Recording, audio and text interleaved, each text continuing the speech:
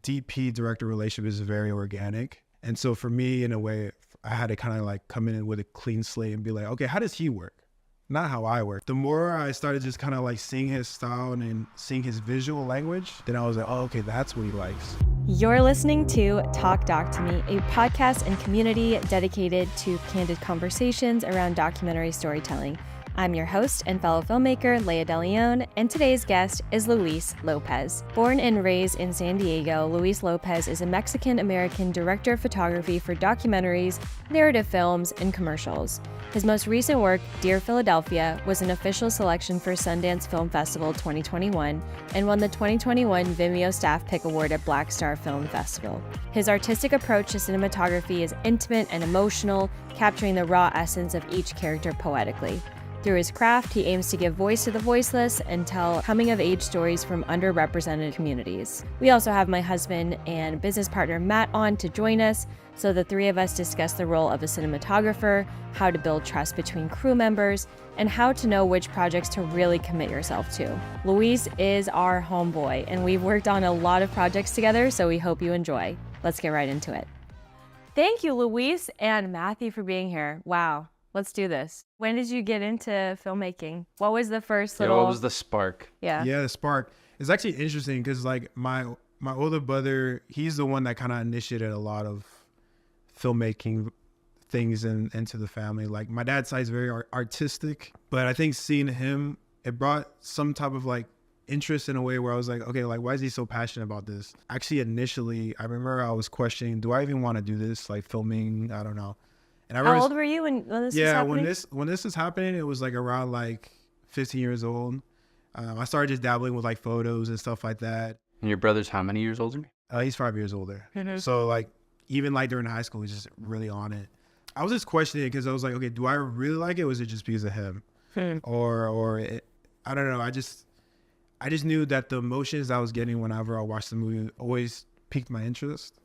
But then I remember going to college, I was like, nah, I'm not going to do it. I was like, freak that, dude. I'm just going to like, just something else. And what college did you go to? I went to San Diego State. So I was actually physical therapy at first.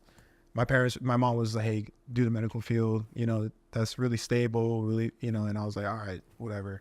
I wasn't as passionate going to college, but I just knew it was just part of like the family traditions, go to college, do this and that. Okay, so you're doing physical therapy. Were you like into it at that point? You were like, I'm going to be a physical therapist. At first I was just because I was also really into Brazilian Jiu-Jitsu, really working out. So I was like, this kind of seemed very related. But then once I started studying, I was like, wow, this is trash. What about it was trash? No, I think it was just more of like, I'm not saying physical therapy is trash.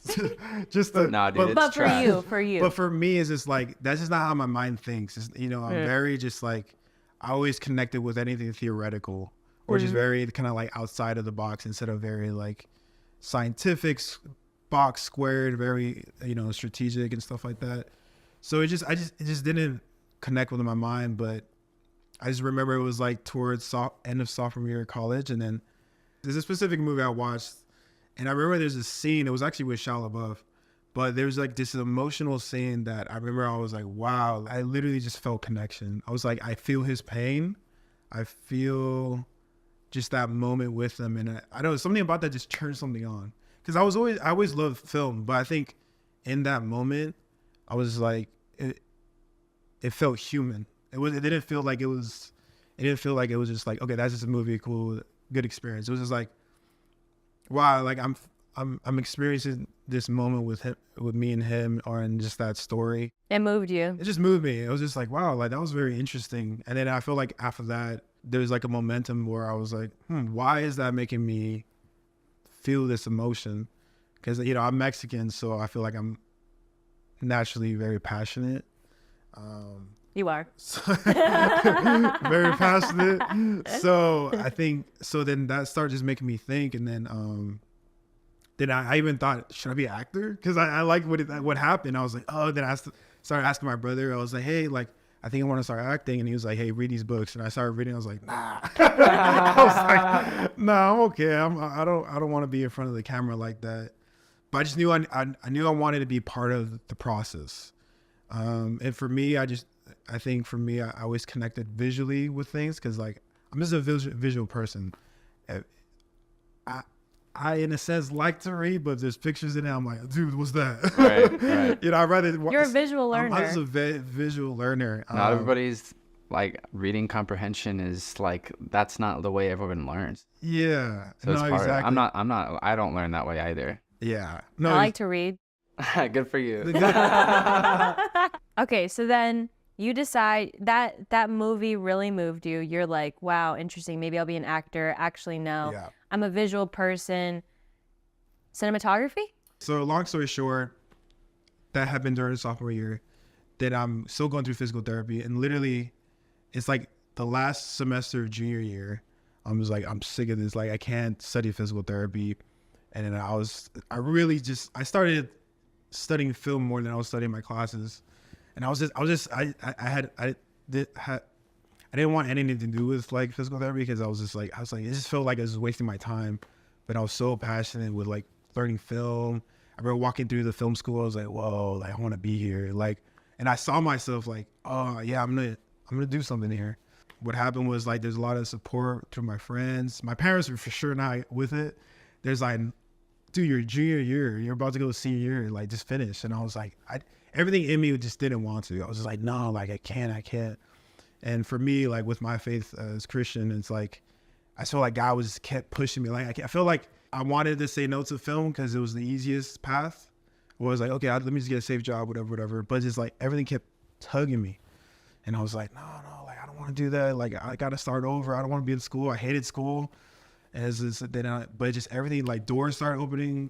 I started meeting people that like encouraged me. And then I felt like I had such a support to do it. And then that it just made no sense for me not to. And then so I remember I had to talk to my mom. How did that go? There's a lot of conversations. So first conversation, it was like, nah.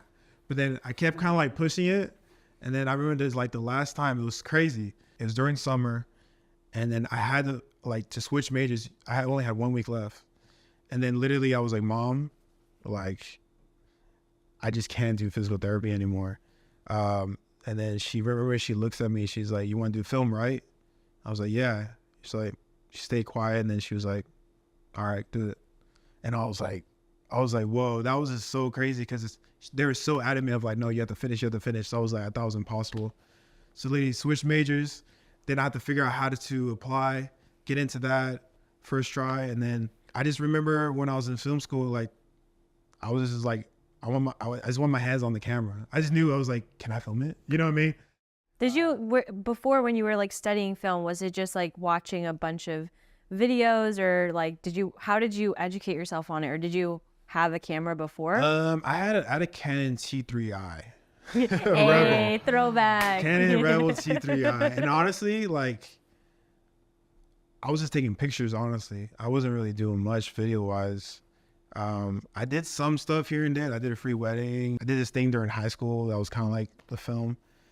But not really. I mean, it kind of, also during that time, I was also working at Atos.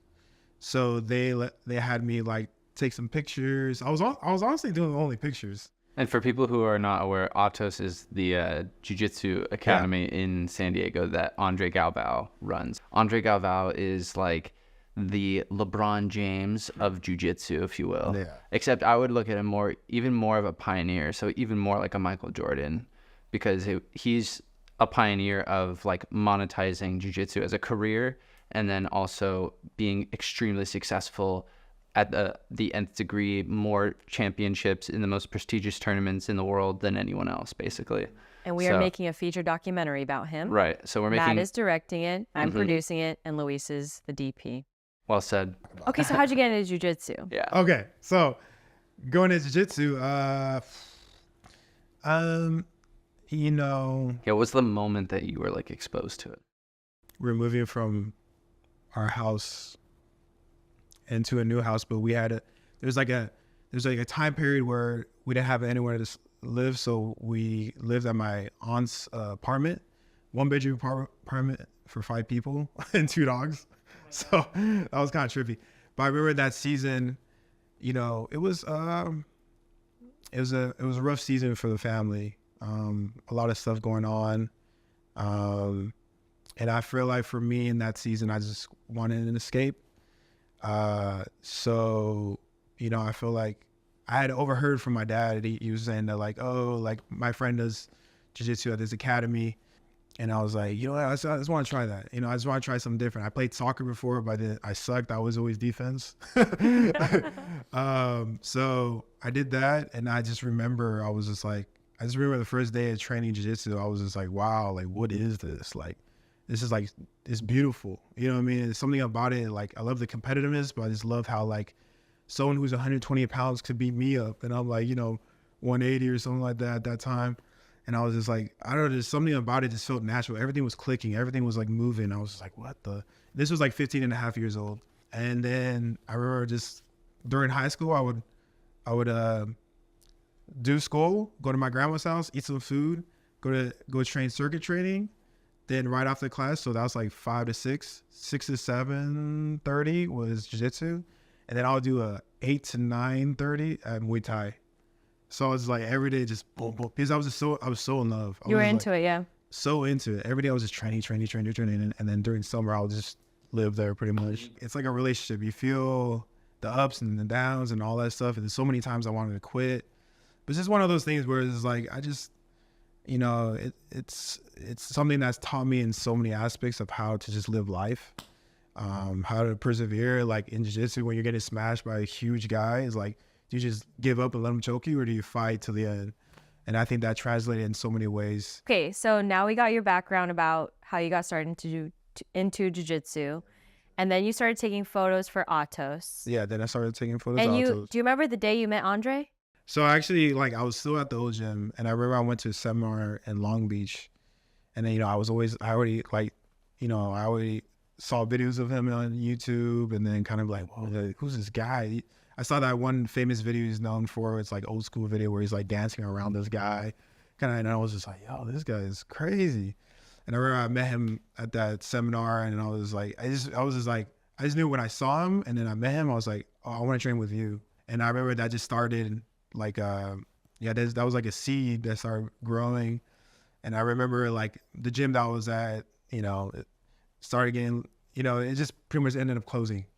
But I remember I was like, I just want to train there. Like, I know I want to train there because at that point I wanted to compete more. But I just remember, yeah, when I met him, I was just like, he's at first intimidating person. He's just jacked, you know, he's jacked. And beefcake, man. He's beefcake, you know, cauliflower, you know, he's like, oh shoot. But he's just like the most amazing person ever.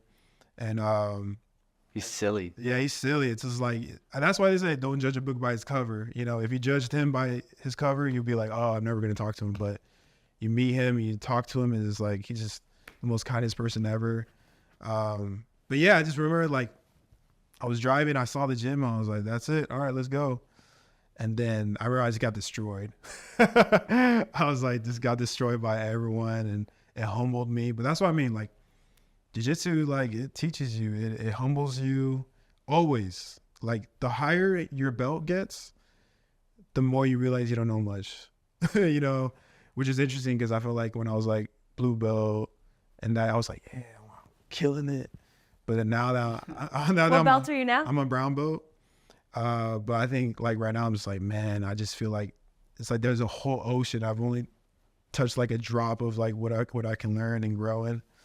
But I think, you know, you learn that based off who's leading you, right? So I think, you know, for me, I think the environment, Andre, like just how humble they are of just wanting to learn from other people. It allows me in my journey in jiu-jitsu to be like, okay, cool. Like, you know, I got a lot to learn, but that's the part of the process. You know, that's how you grow as a human. That's how you grow as in the art. And that's with everything. It's like, you have to be humble. You have to ask people for help. You got to ask people who know more for you to be like, hey, how can I improve? You know, and kind of be like, kill that. Just pretty much do an ego death in a way of like, you know what, like, I don't know everything, but that's okay. Cause like as humans, we're very communal and we want to help each other. We don't want to like just burn people and be like, no, you die. You know, you're like, you whatever, I'm just going to kill you. It's like, it's I mean, everything you're saying though is like how you're also can be great along the way. Yeah. You know, cause like it's almost right. The idea is that it's like a never ending learning process. Oh, 100%. Right. But Yeah. if you ask Says for the help, white belt. well, I mean, No, but I think, yeah, I a wasn't white saying that in a belt, bad but- way. Right. I right. wasn't But saying yeah, that in a yeah. bad No, way. I'm saying, gladly a white belt. I'm saying yeah. I mean, the reason why you started jujitsu was because of our project. So I'm saying like it's cool to see like you guys rolled earlier today. Yeah. So it's cool. It was broke my trachea. It's true. It's true. He was like, I'm like, say you're sorry. Okay, so you're doing jujitsu. You switch your major. Your mom says yes, you can do this.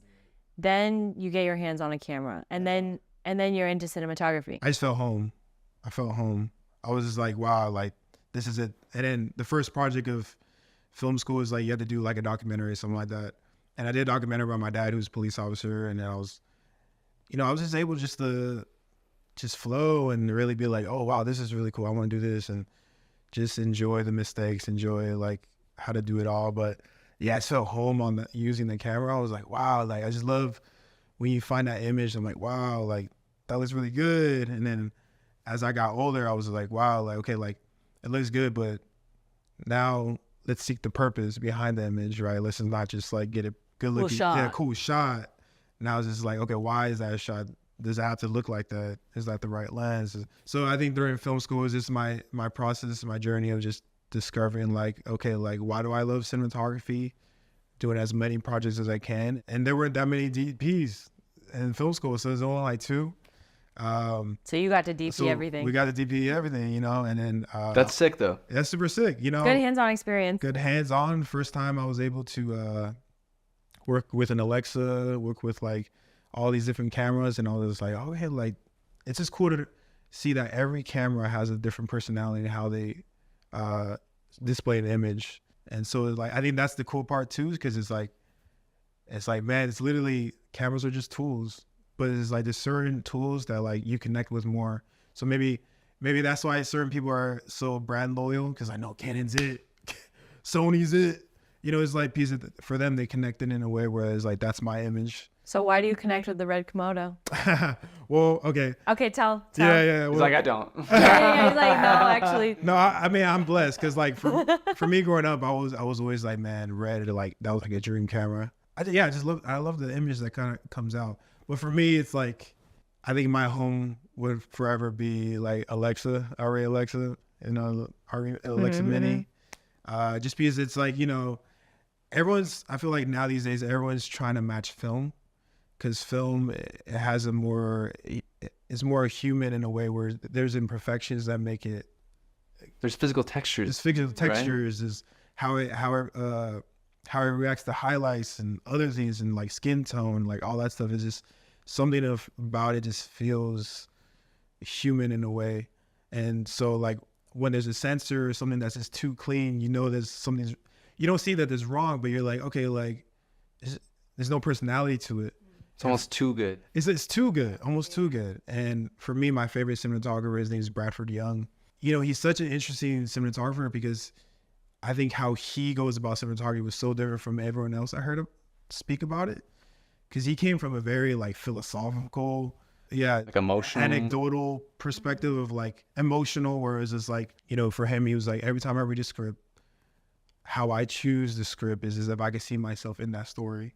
And I was like, wow, like usually before I heard him, someone would say, oh yeah, it just looks like it has potential where I can do a lot, or I don't know, it's very technical terms, but he was very like, no, I didn't see me in it.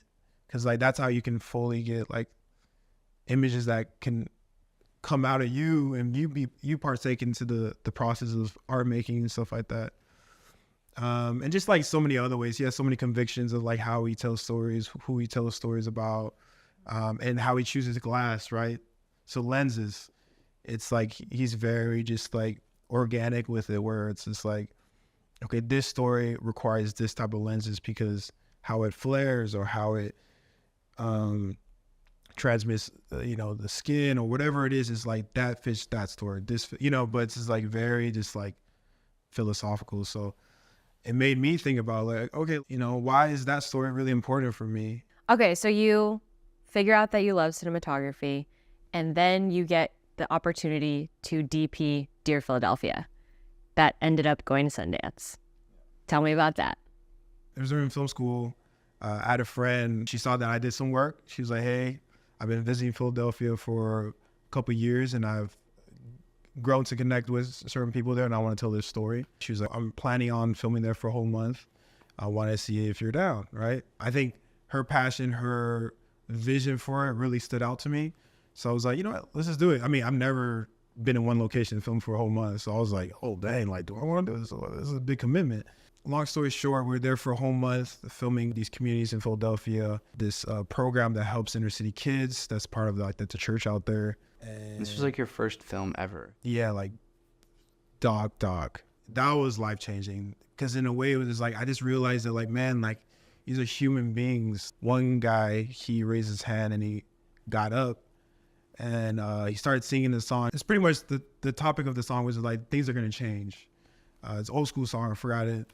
But man, when I was filming him sing that, I felt everything, all his pain, all his struggles, all his like, you know, falling back to drugs, going in, like I was just captured in that one moment. I was like, wow, like this is bigger than just like filming a doc for other people to see. I mean, of course, which is exposure, but you know, just to have the privilege and honor to like be able to tell those stories. And then the intention behind it was just to tell these stories. Like she was like, I might submit it to a couple film festivals, and then it gets into Sundance. This is funny. You just glaze over it, and you're like, "Yeah, and then I got into Sundance, whatever." But like, dude, the message. I'm like, bro, I got into Sundance. That's crazy. Well, yeah, it's interesting, but yeah, I think it's just more of like, I don't know. I just feel like I was like, okay, that's cool. I just didn't want the focus to be on me, because like at the end of the day, the reason why it's good is because these people's stories. So it's like, I just didn't like the attention, and I was like, I mean, I posted because of support, but I guess I started just really realizing, okay, like, what's my heart in film? Is it to get awards or just the craft of it, right? For the people. For the people. Whenever I feel really passionate about a story, the images come. It's just like, I don't even have to think. They flow out of you. They flow. And that's when I know I'm in my element, where I'm like, oh, okay, like I'm in the right space. I know when I'm in the wrong space is whenever it's just like, it just feels transactional. Where like, I'm hiring you as a contractor, I'm hiring you as just like an entity. You create the product and give it to me. And I'm like, of course you gotta pay bills and you gotta make things happen. But whenever you find the crew, the people that feel organic and that feel like everyone's able to express in their own way in some way, of course, like directors, you know, they have the final say, but to have that space to collaborate and really everyone fighting for the same thing as for the story, then that's when, you know, you're in a good space. Beautiful. I feel like this is a beautiful moment to segue. transition, into, because I feel like I've experienced like both sides of those things with you, because we've done obviously, you know, the Andre Galvao documentary, but then we've also done a few different like corporate gigs where we did like that one brand at, you know, some like Airbnb or something or whatever it was. And Luis is our go-to cinematographer. Yeah. Honestly, Luis, like I feel like when we moved here to San Diego in 2020, we didn't know what the San Diego community was like. We were maybe a little bit nervous about, you know, coming from LA. That's kind of where the hot spot of filmmaking is, and we're like, oh, we gotta find the cool San Diego peeps. Like where the San Diego peeps at. And I think how we found you was through Instagram. No? Okay, you tell it. I think so, through Instagram, but I get a little bit of context. I started making a documentary about Jordan Rabe, my guy who officiated Leah and I's wedding, and a really good friend. And I filmed him at Autos once because he moved to San Diego and he started training there. And so we were like, oh yeah, don't film like the technique, you know, because people pay good money for that. Like we don't want to be disrespectful. I'm like, for sure.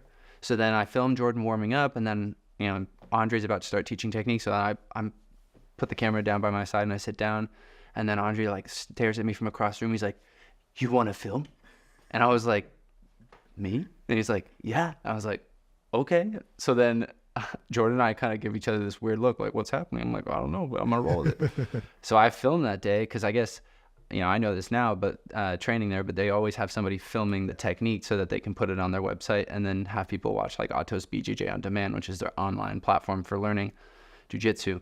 But so I filmed it that day because I guess nobody was there to film it. And then I shared the footage that day, like super quick with him. And then he never even responded, actually. But the way that he like interacted with me, I was also like, this guy's super interesting. Like Jordan's talked about him about this crazy champion. You know, at the time he had won 5 ADCC championships. And he was just like, he talked about him like he was the god of jiu-jitsu, you know? And I was like, this dude's so silly though, and like very nice and thoughtful. So then I was paying attention when we moved to San Diego about like who was interacting, because I was like immediately like, this guy would be a really interesting documentary, but I don't know him well enough to like make that happen. Yeah. And so I was just kind of paying attention about like when maybe that opportunity might be. And then we started working with Electrum Performance, who like trains a lot of strength and conditioning for jiu-jitsu athletes. And so I was like starting to tell more stories about jiu-jitsu athletes. Right. So I'm like, okay, now I'm getting closer. We knew nothing about jiu-jitsu before. And then I was like, I think I saw you on Instagram because someone reposted something, or maybe you made something about Andy Murasaki or something. Yeah. I was like, who's this guy making these cinematic videos about jiu-jitsu athletes, like really close to Andre's life? Yeah. And then I was like, you know what? I could look at this like this guy is my competition, or I could look at it like let's become a team. Yeah. And so I was like, dude, he's so beautiful cinematography. I feel like he's like dedicated to being a cinematographer, and we could be a really good match because that's more dedicated than I am to cinematography. As like, I think of myself that way, but I think I've really transformed into a director and an editor. And so it's great to have somebody that's going to be dedicated to cinematography. I was like, let's meet up. And so I think I messaged you on Instagram.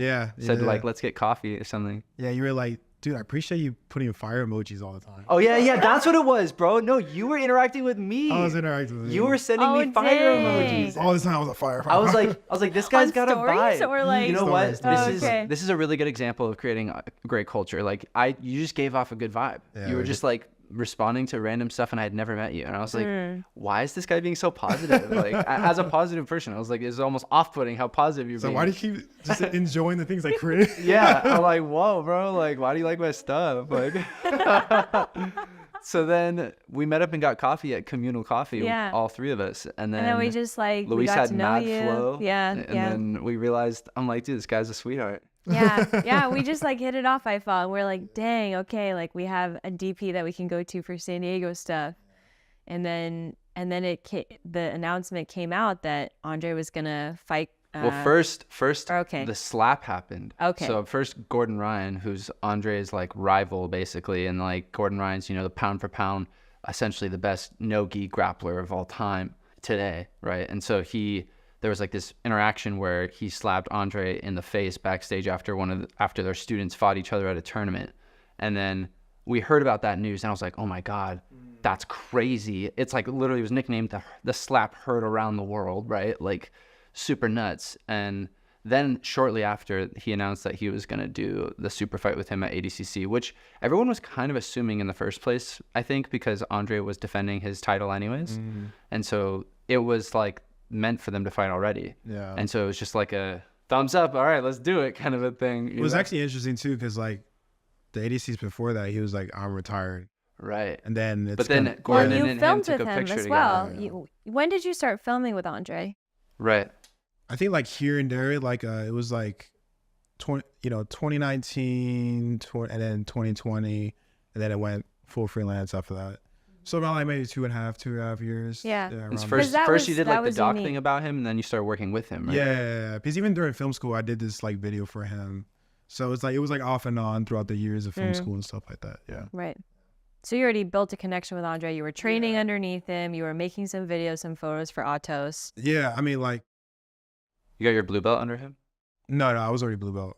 But yeah, I mean, I pretty much started Autos like I was like just graduated high school. So it was kind of living life throughout life at the gym and stuff like that. So I think it's just like those years just growing closer to the people around me and stuff like that. He's really watched you grow up. Yeah. I mean, right after high school, it was just like, boom. Now you're married. Yeah. I mean, we hung out with Andre at the table at your wedding. Yeah. Yeah. No, exactly. Yeah. Saying that video of the pretending to drink the fish. Yeah. He's a funny dude. Okay, so then we met you. We're like, this guy's amazing. Let's work together. And then we had the idea to film a documentary about this fight. And then And you were there when we pitched the idea to him. Yeah. It was all three of us. Yeah, that's really... right, well, it seemed like a very natural team because you had so much experience and knowledge of the jiu-jitsu world, close relationship with Andre himself. You Right. had a better Literally- relationship with him than we did. Literally, you know? you had filmed the exact type of scenes that we were going to be filming with him all the time. Now in retrospect, I'm like, yeah, like filming him have breakfast and hang out with his family. And then you started training at Autos as well. Right. So then I started to really understand jiu-jitsu more. Right. And actually truly enjoy it. And then we met up and we're like, okay, like, let's make this film. This is crazy. Like, let's put something together. And Andre's a businessman. And so we're like, yeah, like we need to like have something tangible. And I'm like, there's no way to other show people are him. not pitching this to him. Yeah. You know, that's how I felt. So I was like, as soon as they announced the fight, I was like, we got to strike while the iron's hot because someone else is going to try to move on this too. Yeah. So we made like a little Canva deck and we put, you brought had our just done that video computer- with Kainan. So we put that as an example. Right. We put one of our stuff that we did for the athlete stories together because we did that. right. And And we then- explained how you got into filming jujitsu. Therefore, that's why you started training jujitsu. We explained how we started to work together, and we're like, you know, this is the opportunity. And we put it all together. We're like, we have no idea where this is going to end up.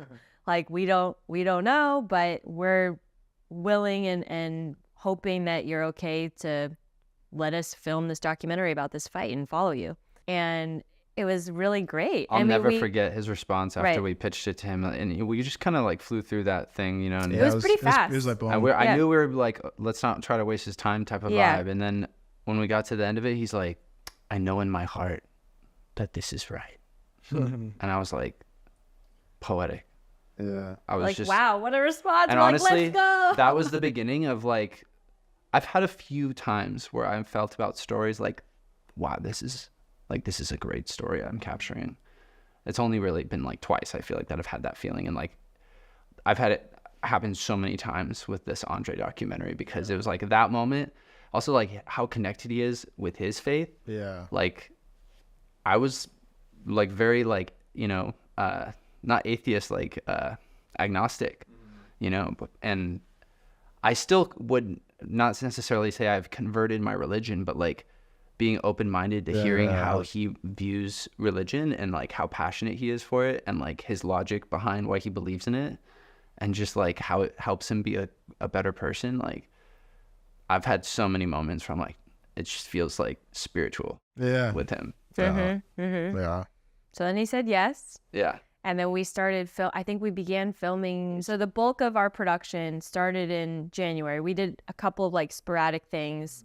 We like filmed in his like once in May. his home workout. And then that whole summer we filmed the fight in September of 2022. Yeah, basically summer 22 was like mad filming. Yeah.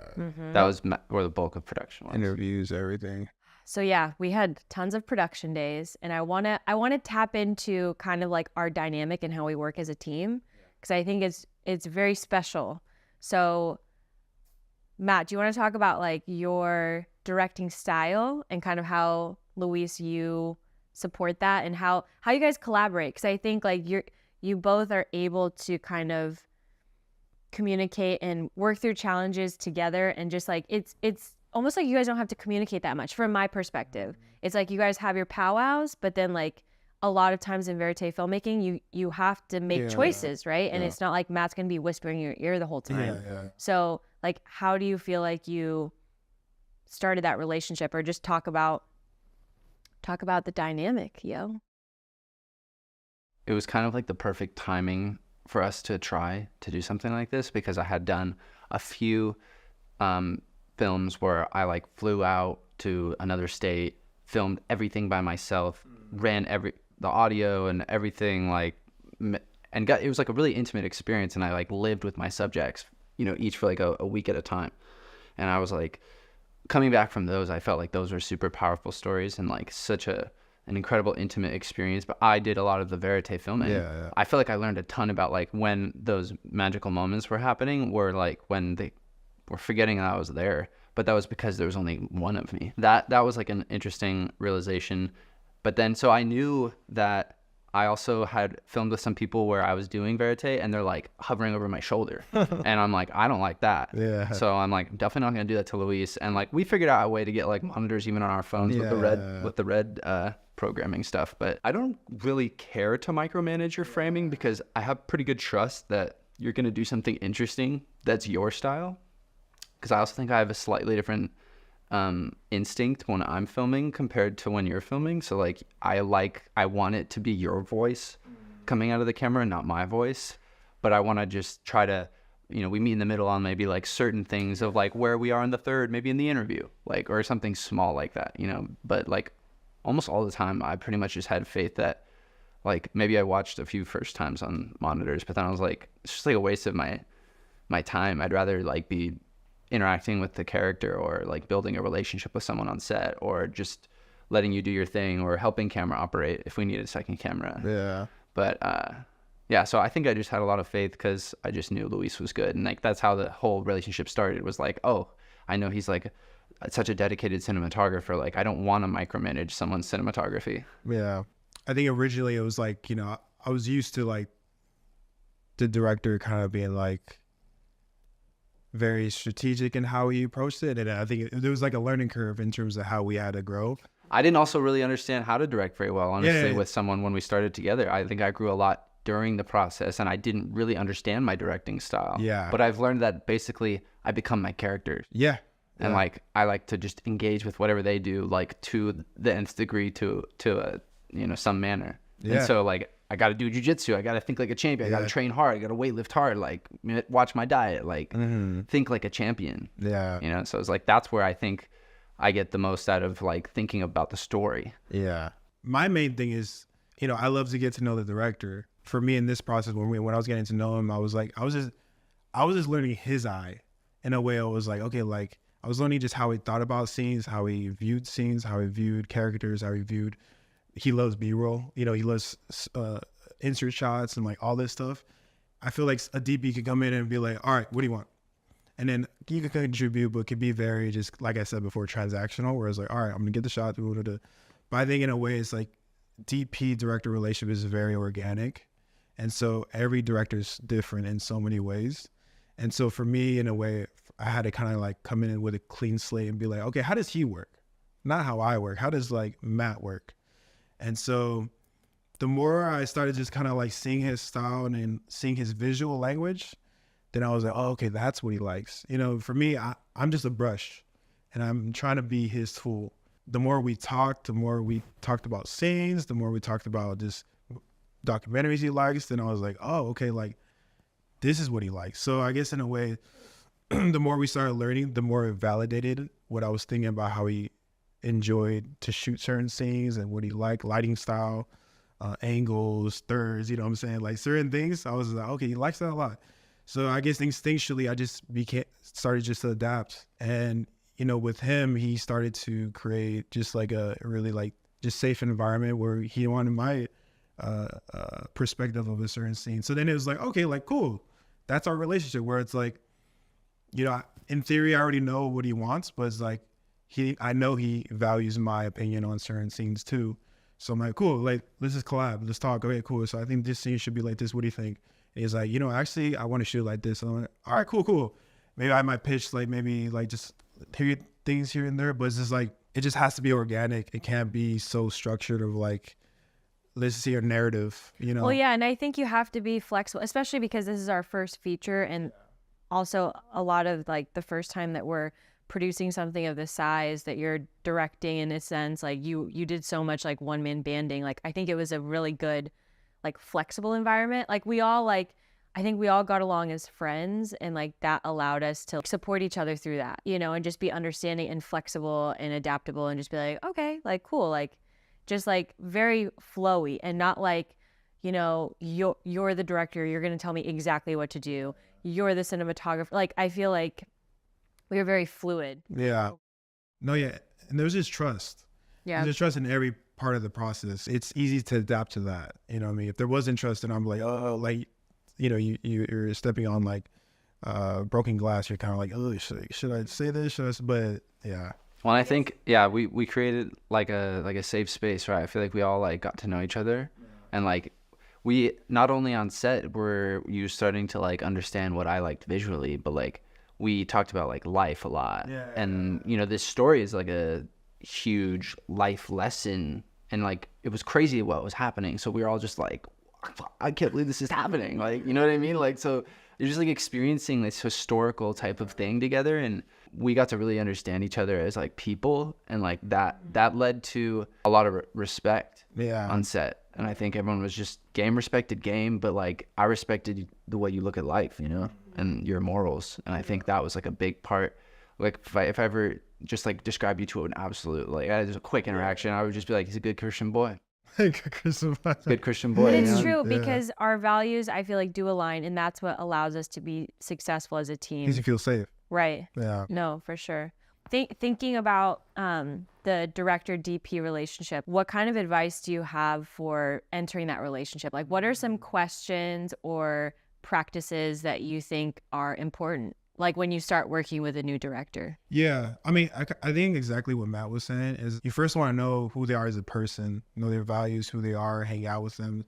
It's like if you can't break bread with each other, that shouldn't be a relationship you want to stay, because you're so much in the trenches of like day-to-day production, the ups and the downs of production. How can you share your opinion with someone that you're like got this weird resentment towards? No, exactly. You can't. Yeah, you can't. So it's just like if you can't live life with them, then I don't know if you should choose that project, even if it's gonna pay you a bunch. You're just gonna go. It's just gonna. You're not gonna feel good. You're not gonna feel free. Like, would you want to go on a like 50-day road trip? No, exactly. with this person? No, exactly. Like if you can't do that, I'd go on a road trip. I was gonna say let's do it. Yeah, let's do it. No, exactly. Like if you can't do that, then don't enter the relationship. Doesn't matter how much you get paid. But yeah, I think it's just getting to know the person as a human and kind of be like, all right, like, how you doing? Like, what's your story? I know it's a good project when the director's crazy passionate about the story.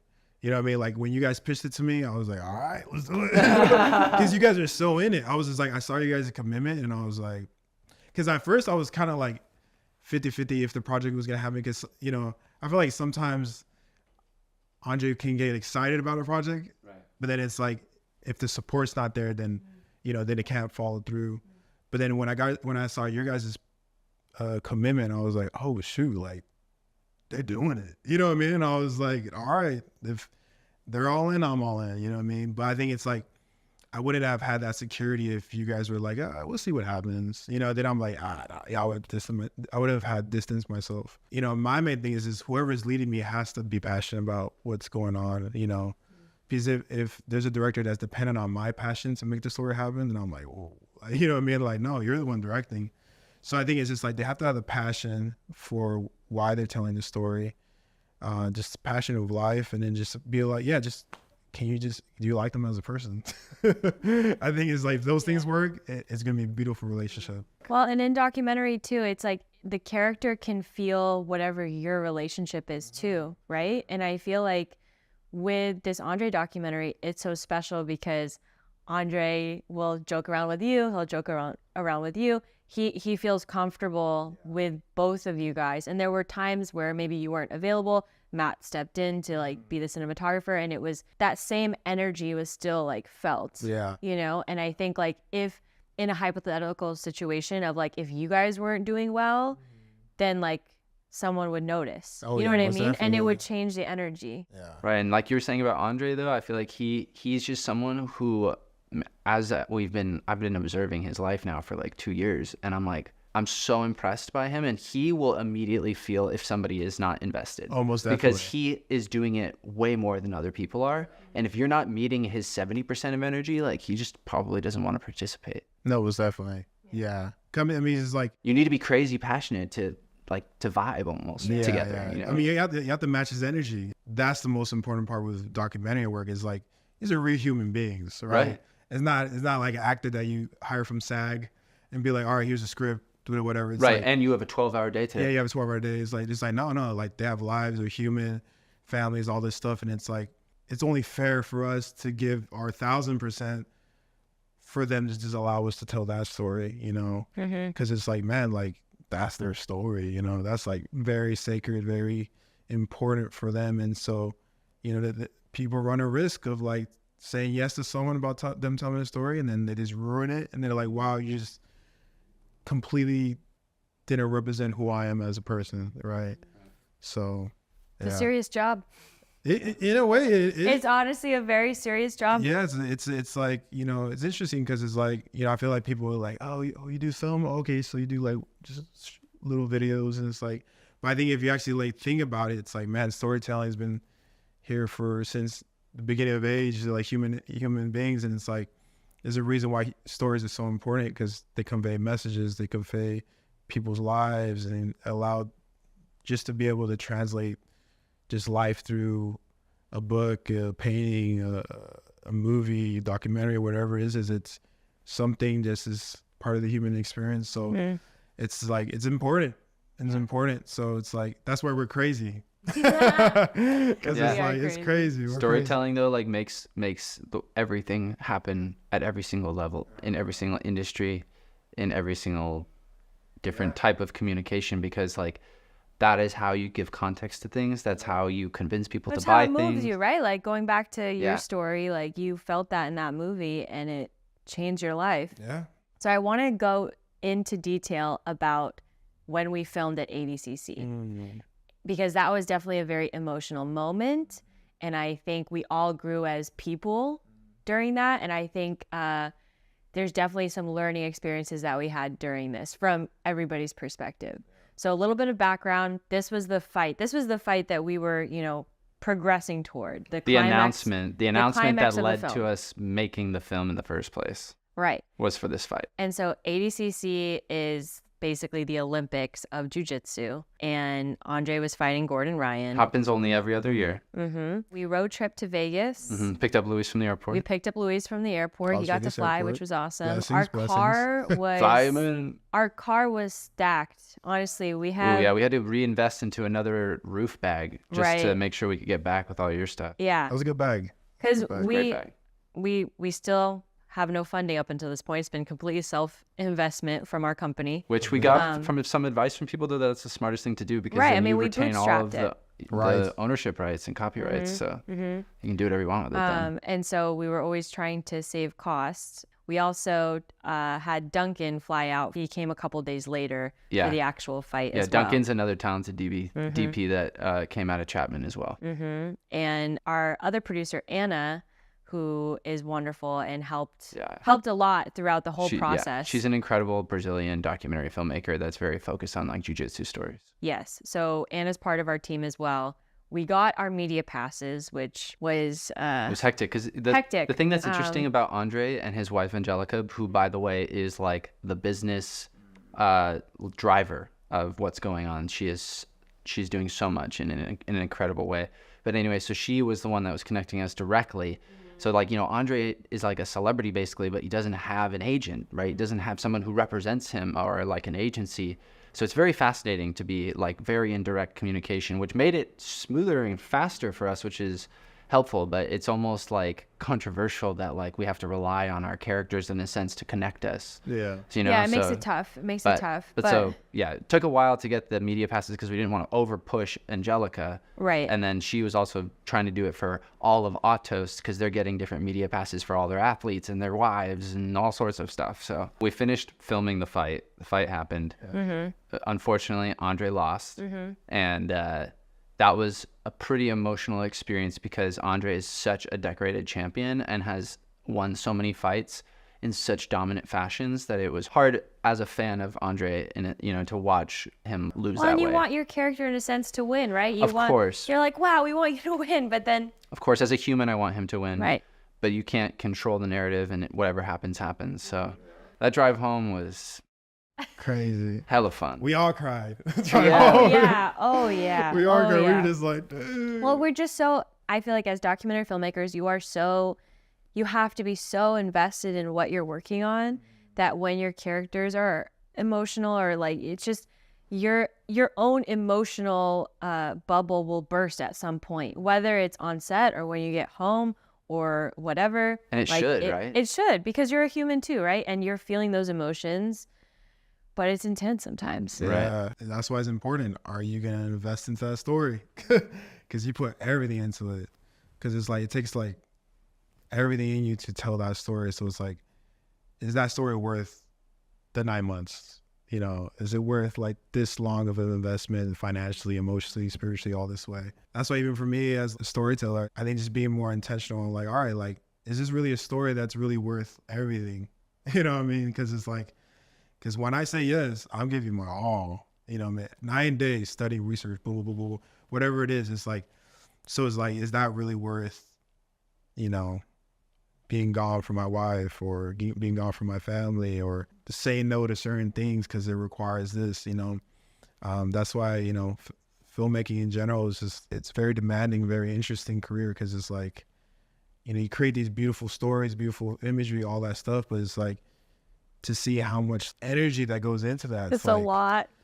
It's a lot. It's a lot. And we appreciate all the energy that you put No, of into course, this. I mean, it's crazy when I think, I mean, we're still on this journey together, but it's a lot. And it's the dedication that you have for the craft too. And just like being all in with us about it. Cause it's a leap of faith, right? Like it's totally a leap of faith doing something that is an original idea that, you know, we just came up with. Right. No, but that's what I love about what we're doing in a sense, and like why it resonated with us as a crew, or like documentary compared to narrative type of filmmaking. You know, there's all sorts of, so many people on set that have to be a part of it to make it happen, but it's almost like the less people the better in a doc world. And like you definitely need like we've discovered you definitely need your key crew. You know, you're going to need support. You're going to need some different people with different skill sets with different backgrounds, but at the end of the day, you don't really need, you're definitely not going to need more than 10. You know, that would be the total max. You don't need more than 10. You need 4 or 5 or 6 maybe, you know, and like roll with that. Part of our core values as a company is like, you know, making big impacts and all sorts of responsibilities and accountabilities, but you got to have fun while you're doing it and love your family and have good family vibes while it's happening. So family vibes. It's just like, it resonates, and then that's what we want to make a movie about, the real person, make a movie about them, and then hopefully like other people get to feel that inspiration that like everyone that's around Andre feels. Yeah. Mm-hmm. If we were to synthesize, like, what are some things that we learned from this experience? How would we do it differently? I think, and we can kind of go around and talk about it. Fair. So I think number one, like really understanding that like there is potentially going to be a conflict of someone not liking you filming there, whether or not they're right. Being prepared for that moment. And so, you know, in my defense, I was a novice director, so I just didn't prepare us well enough to have all of the plan A, plan B, knowing exactly your positions at exactly what times. And I also think like there was some disorganization from the event, but like I can't put that on the event. I was just lack of experience, number one. And I think now I would know how to try to film something like that. Right, like having a diagram. Right, a diagram like, where people's positions are. Just understanding how you can film in a stadium and an arena and like what the different things that are naturally like built for. Having a plan, but then telling it to the person that's like our media person or whatever. So like having the diagram, I think is super important. Like this is plan, or having like 4 different plans. Like this is ideal situation if we're able to do everything that we want. Right. Like if no one has any rules about us. And I will literally have a plan if they're trying to kick us out, here's where to hide and film from. This is plan A. This is plan B, or like just planning for what those restrictions are. But and really like going over that as a team. I think that probably like in pre-production, I mean, always, you know, we're inexperienced, so we didn't know this before. But I think that for sure. Anything from your end? Yeah, I mean, I think in general those like this walkie-talkies are dope.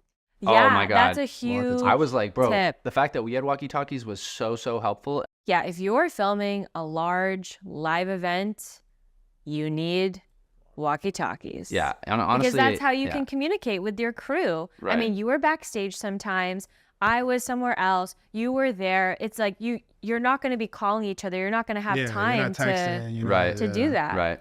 So I think that was a huge learning experience of like that was headsets so and walkies worth it. is so helpful. So worth it. Yeah, and then like I liked how we like designated each person from someone. So I was exclusively with Andre, and then like the warm-up room, and then you had other positions. Like all this stuff is very just like, because stadium's very overwhelming. Because like, okay, am I going to film that or am I going to film that? Right. But in general, right? Well, that's why they have like 18 camera operators just like positioned everywhere, right? I mean, like the key thing was like initially in the beginning, we just a lot of like crowd reactions, a lot of just like establishing shots and all that stuff. When once we felt good about all those types of shots, they were like, all right, cool. Like stick with Andre, stick with him, and just stay dedicated to that. Because it's like, you know, what if I was filming Andre, but I was like, oh wait, someone's fighting right now. Let me go film that, and got distracted. Yeah. So I think just having a very focused team on like exactly what they're gonna do, stay dedicated to that, and then yeah, I mean, just communication. Just that's the main thing. Okay, to end this conversation, let's all go around and think about if we were to start giving advice to maybe a new filmmaker that's thinking about embarking on their first feature. Oh. You know, from your perspective, as a producer, as a director, as a cinematographer. I think it's actually like, don't just plan on being like, I'm going to do my first feature. Yeah. Like we didn't think, oh, I'm going to make a feature. Yeah. And then I like found Andre. It was like, I found Andre organically through the process of my life in filmmaking. And then we realized this is a feature because there's just so much depth to the story and there's so much time to be following in verite. And Andre is so compelling on camera that like, why would I waste so much of this awesome raw footage of this man's life at a historical point in time, not just for his career, but also for jiu-jitsu as a whole. So it's like, the more you show, the better, I think, in that sense. So I don't think you don't find your first feature finds you. Yeah. Wow, drop some null. No. Wow.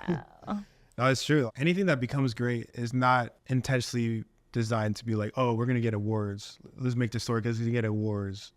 It's like, no, this is an amazing, beautiful story. Let's just do it. With Andre film, it's like the heart behind it wasn't let's get awards. Let's, you know, this. It's just like, hey, this is the most pivotal time of his career, once in a lifetime. Like you said, you kept saying this is once in a lifetime. Like this is literally the last fight. Yeah. He's the peak of his career. Just whatever. This will never happen again. This will never happen again. And it's like, we didn't go about it like, oh man, like we're gonna make a lot of money or we're gonna get this. It was just like the heart behind it was pure. And that's how I knew it was like, this is something I want to invest in, because it was like, your guys' heart was pure, mine was pure. So it was like, let's just get it. So What kind of tips do you have for a cinematographer starting out on their first feature or their first documentary? yeah, just be ready to commit, because it's very like, it's like a stamina. It's like filmmaking. Filmmaking is a stamina. So I think just understand what you're getting yourself into. Have the endurance. This is endurance, because it's like, it's a lot, you know, and you can be like, but I think if you're committed, you know what's going to happen. Just, you know, take it day by day, you know, make sure you don't burn out, communicate with your team, all that stuff. But yeah, just commitment. I feel like that's the biggest one. Yeah, I feel like I've noticed you have obviously such a tight relationship with Andre, you know, and the more and more we've been like observing other camera operators and DPs and our own, reflecting on our relationship with our characters, like the relationship with the cinematographer and the character actually is like super important. And I feel like it's super easy to take like the narrative approach and be like, well, we just need the sickest DP that does the dopest commercial work, that does this thing. But it's like, no, you need someone who really is like gonna be able to match emotionally, like with the director and the character. Yeah. And so it's like, wow, the level of intimacy you can achieve by actually having relationships like with the camera operator and the person that's being filmed. That's like where the magic will come, or they'll forget, or they'll just be totally themselves, or you're gonna end up capturing that real sauce. Oh yeah, because you're like homies, like really friends. No, exactly. And I guess it's like a short little thing based off that. I work with the director on this one thing. Long story short, we filmed this military guy, and it was just cool. Like the director at the end of it was like, hey, like, actually really grateful that I chose you, because you not only were just there to work, but you actually was interacting with the person.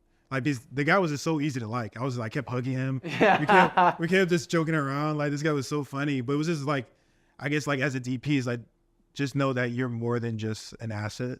It's like you're human. So it's like, especially in doc world, these are real people. So if you're just quiet sitting in the corner and just kind of be like, all right, tell me what to do, you know, it's right. Like you're gonna have to interact with all types of people. What's going to encourage them? Like if you're sitting there quiet, that's going to encourage them to sit there and be quiet. Yeah, exactly. Right. So yeah, just the more you're human, the more you're just like a good person. Yeah, you're less of like a raccoon or something, and like more like a human. Yeah. We don't want we don't like raccoons, man. No, but yeah, I think it's just, but that's what I'm saying. It's all about leadership. So Matt led it that way. So then that allowed me to be safe and do that. If he would have told me like, hey, don't say nothing, I'm like, whoa, what is going on? Mm-hmm. But by Matt's leadership, I was like, oh, I can, yeah, listen, it's very organic. Cool, let's make it happen. So at the end of the day, right, that's why it's important. If you're about to do a feature, are you ready to commit that long with the person who's leading you? Yeah. What about you? What's the advice from producing your first feature? And also, you know, obviously you're my wife, so you didn't really have a say in the matter of producing some of these things that I direct, which I'm very grateful for, obviously. So thank you. But yeah, being a part of a feature as a producer, what would be like a key takeaways for someone who's trying to embark on producing documentary that's feature length? Yeah, I was reflecting on this. It's hard because I feel like I'm still learning so much right now in it. So I still feel like I can only maybe give some tips about like pre-development and like production, because I feel like there's a huge learning curve that I'm currently on about post and distribution. So I can't really speak to that. But honestly, field notes is huge. You know, during a long production, you have so many days of production and you're so in the sauce, and you think of maybe good ideas or, oh, wow, that was an amazing soundbite the day of. 3 days later, you are not going to remember that. Or 4 weeks later. Or 4 weeks later. 2 months later when they're editing or something. You are not going to remember. So something that I am now super diligent about is for every production that we do that's longer than like a 1 or 2 day shoot, I have field notes. So I'll, you know, put the date up top. I will say whoever worked that day. I'll say, you know, cam A was this, cam B was this. And to me, honestly, it doesn't have to be too complicated. I think we can keep it super simple, but basically like, what was the coverage that you got? What was the coverage that you got? Were there any like weird mishaps? Like, did the audio cut out, or did we forget room tone? Or it's almost like my job as a producer is to have those notes and think of it then so that it comes in handy later. Right. So I think field notes for sure is something definitely to do. Yeah.